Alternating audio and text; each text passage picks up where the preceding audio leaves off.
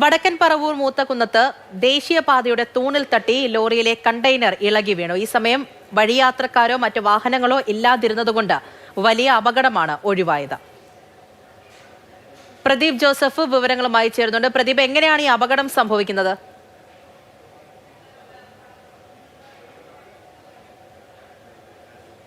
പൂജ രാത്രി 8:45 കൂടിയാണ് അപകടമുണ്ടായത്. വടക്കൻ പറവൂർ മൂത്തകുന്നം മേഖലയിൽ ദേശീയപാതയിലെ പണി നടന്നുകൊണ്ടിരിക്കുകയാണ്. ഇവിടെ ദേശീയപാതയിലെ പില്ലറിൽ തട്ടി ലോറിയിൽ നിന്ന് കണ്ടെയ്നർ താഴേക്ക് വീഴുകയായിരുന്നു. ആ സമയത്ത് കണ്ടെയ്നറിന് തൊട്ടു പിന്നാലെ മറ്റു വാഹനങ്ങൾ ഒന്നും ഉണ്ടായിരുന്നില്ല. മാത്രമല്ല വഴിയിൽ യാത്രക്കാരും ഉണ്ടായിരുന്നില്ല. ഇതാണ് വലിയൊരു അപകടം ഒഴിവാകാൻ കാരണം. ഒരുപക്ഷെ ലോറി ഡ്രൈവറുടെ ശ്രദ്ധയിൽ ഈ പില്ലർ പെട്ട് കാണാത്തതാകും, അതല്ലെങ്കിൽ അശ്രദ്ധമായി പോയതുകൊണ്ടാവാം. എന്തായിരുന്നാലും പില്ലറിൽ തട്ടിയ ഉടൻ ഈ കണ്ടെയ്നർ താഴേക്ക് വീഴുകയായിരുന്നു. കാലിയായ കണ്ടെയ്നറാണ് എന്ന് കരുതുന്നു.